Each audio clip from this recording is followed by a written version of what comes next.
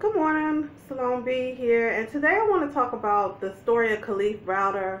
I'm doing a review because I looked at the documentary. Finally, it came out in 2017 with Bob Weinstein, uh, Jay-Z, and the other Weinstein that's in trouble. Um, It was produced by them, and we're going to get into his life story. Okay, so Kalief Browder was born in the system. He was a crack baby, and some of his siblings were already in child custody. So he went to a foster home with his foster mother, with Benita Browder, and he was brought up fitting in.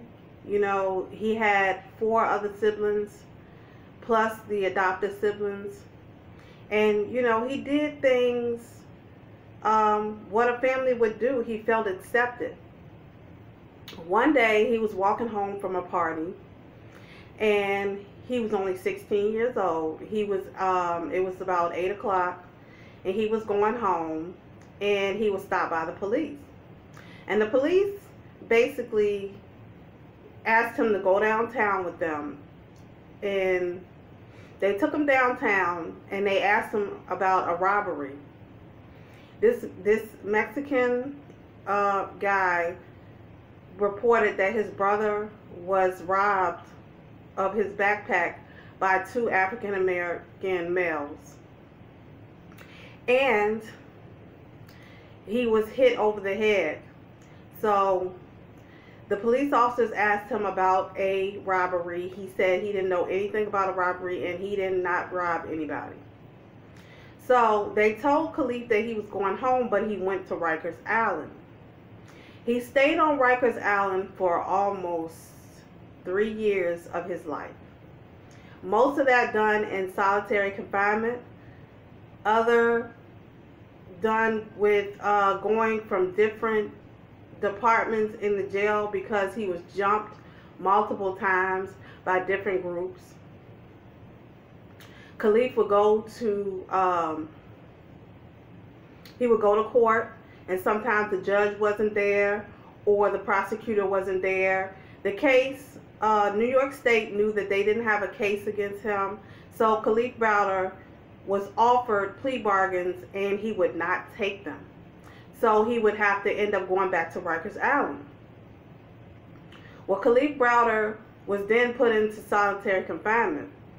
And in solitary confinement, there are studies shown that the person's brain deteriorates in solitary confinement.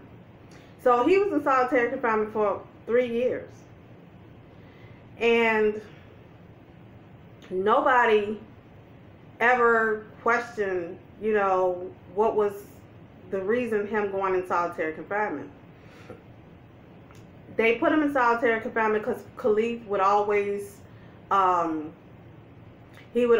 complain, or he would always argue with the guards about what's right and what's wrong there, and they were not having it, so they put him in solitary confinement. Well, in solitary confinement, Kalief almost committed suicide. Well, the guards caught him getting ready to hang himself, and they dared him to go ahead on and hang himself, and when he did, they beat him up, and then they put him back in solitary confinement.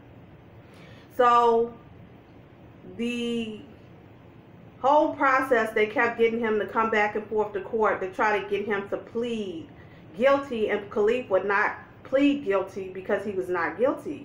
He said he didn't commit crime. So Kalief finally was released,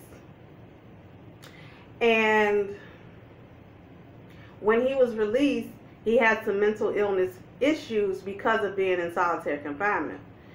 They put him on Respitin, which is for bipolar disorder.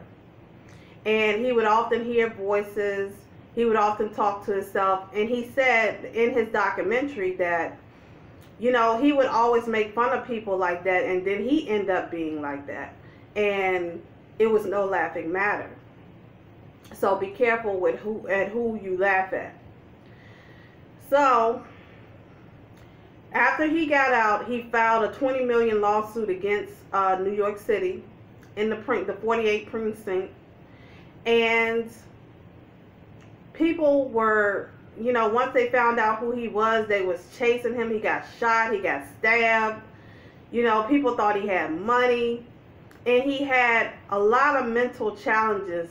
You know, he couldn't take a lot of the fame too much. So he continued to go through with filing the suit. What New York City was doing was prolonging the suit so that they knew that his mental capacity wasn't there. So they was trying to wait him out to see how, you know, how crazy he would go. Then his father, who would not give him the $900 for bail, goes get a lawyer, and he steps up trying to get money, and everybody's looking at Kalief Browder as a paycheck now. So his mom passed away. Well, after he passed away and took his life, he committed suicide. After he took his own life, his mom took up the fight. Well, his mom had a heart attack and she died. And the ending of the story is they had to find an administrator to step up in order to take on the Kalief Browder case. I don't know if it's still open or they just, you know, got rid of it, because both people died. Kalief Browder died and his mother died. His father had left his mother, and then 3 days after she died, he sold the house. Well, after that, I guess the case was closed. So this guy sat in jail this long, that for 3 years, missed all of his graduation, missed prom, missed a lot of things. And I think because of this documentary, now we have the First Step Act, which is prison reform, to get people out of jail and to get them back to the community. But when Kalief Browder came back to the community, he wasn't being helped with his mental state. He wasn't being helped with that. They were not, you know, they were not as caring as they should have been with his mental state, and he ended up committing suicide. So this man went through a lot, but they named a law after him. It's called the Kalief Browder law, where Obama said that juveniles could not be in solitary confinement for long periods of time. And that's pretty much the Kalief Browder story. It was sad to see him, you know, go through mental illness like that. And they did studies with monkeys. When a monkey is isolated, it becomes more weak and sick when it's isolated. But when it is in population, it has no problems. So solitary confinement, it does things to the brain, and it did a lot to Kalief Browder's brain within 3 years. So if you could get a chance, when you get a chance on Netflix, look at Time, the Kalief Browder story, and take a look at what this young man went through. He didn't take any plea bargains. He fought for his rights, and he went through a struggle.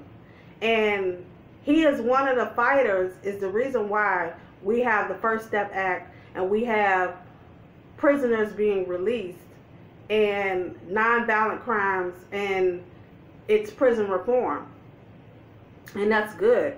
So tell me what you think about the Kalief Browder story. It's called Time, Kalief Browder. Take a look at it on Netflix. Like, share, subscribe. Salon B. Have a great day.